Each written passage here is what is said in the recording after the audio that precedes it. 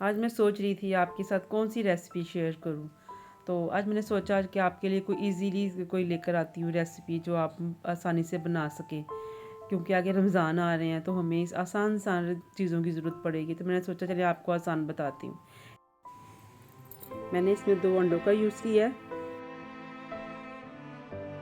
काली मिर्चें 1 टेबलस्पून काली मिर्चों का और 1 टेबलस्पून मैंने नमक का लिया है इसमें, और इसको हम अच्छी तरह इसको ब्लेंड करेंगे। उसके बाद मैंने 2 टेबलस्पून मैंने सिरके का लिया है, वो डालकर हम इसको अच्छी तरह इसको ब्लेंड करेंगे, बिल्कुल अच्छी तरह ब्लेंड करना। उसके बाद मैंने 1 कप ऑयल का डालना है, आहिस्ता आहिस्ता डालना है। फिर ये देखें आहिस्ता थिक होना शुरू हो गया। ये जिस तरह आप इसे ग्राइंड करेंगे उस तरह थिक होना शुरू हो जाएगा। ये 1/2 टेबलस्पून मैंने इसमें चीनी का डाला है।